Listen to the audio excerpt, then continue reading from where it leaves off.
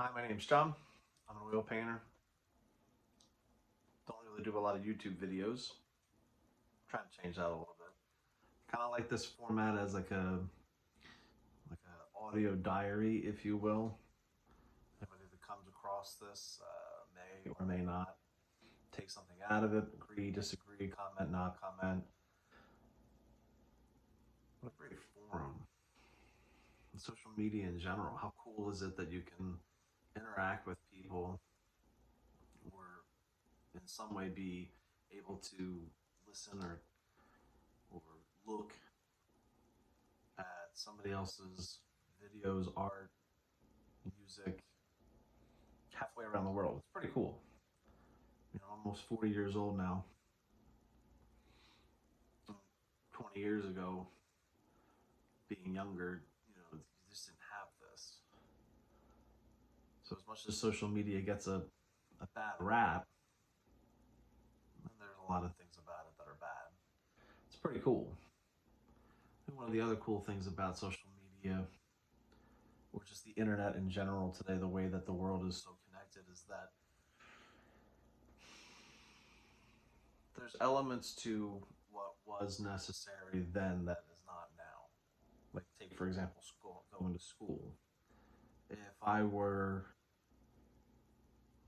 20 years old, or I guess what you graduated high school, let's say 17 or 18, but if I was in my late teens, early 20s, school wouldn't be something for me.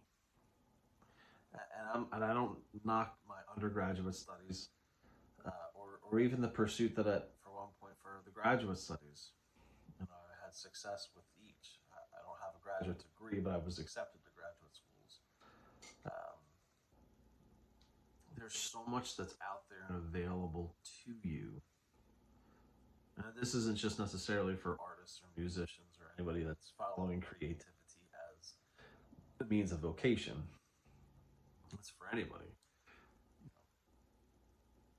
You can YouTube just about anything and find a tutorial on how to do this or why I can't do that or having a problem with this, how do I solve it? Whatever that may be. But in the case of art, I mean, I'm an oil painter, so this is kind of what this is about. In the case of art, I don't want to say that I didn't get anything from my professors. Of course I did. But you almost don't need to go that route just because of the plethora of information that's at your fingertips. And I'm sure a lot of kids today can find even more than what I can find.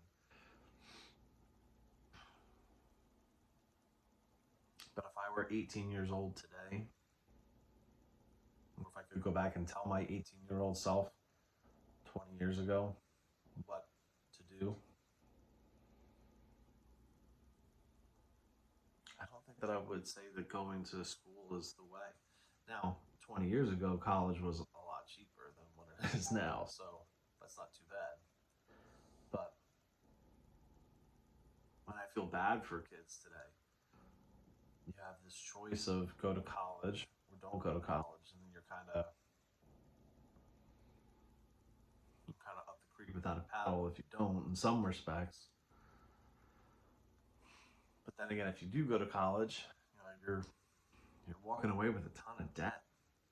I got accepted to two different graduate schools a long time ago now, and I don't even know how much they are now, but they were a lot back when I got accepted. And there's just something inside of me went, there's got to be another way to finding a path to being a successful visual artist, especially doing more realism oriented art, which is only really kind of getting back into somewhat of a mainstream pursuit. The thought of a visual artist is supposed to be this angsty, just play with color, less determined, less, I guess, resolute in a way, a little bit more refined.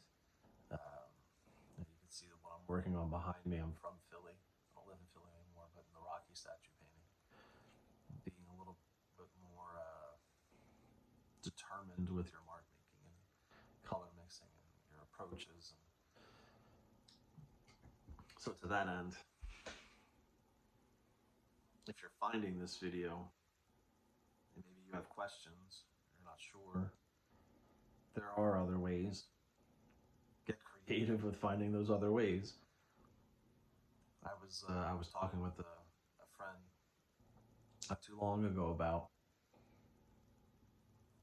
God, wouldn't it be cool if you could just go back in time and instead of spending tens of thousands of dollars on schooling, to just spend the money and to go travel to places and live somewhere for a time and experience what it's like to be there and learn from who you can. You know, there's artist in residency programs and stuff that you can pay into for a few $100s. And I mean, as an adult now, I would love to do that. I'd love to be able to quit my job. I mean, most of us have some other type of income to try to help supplement what we're making or not making with our visual practices, where you're always trying to find a way to grow yourself as a business. You know, I just started on my website to put for email marketing, and now I'm here making YouTube videos. I have no idea what I'm doing with making YouTube videos. Does anybody even care? Probably not. I'm not talking about hot button topics.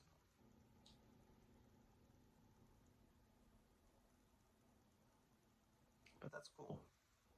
Because, you know, hopefully in some amount of time, passage of time kind of breeds nostalgia.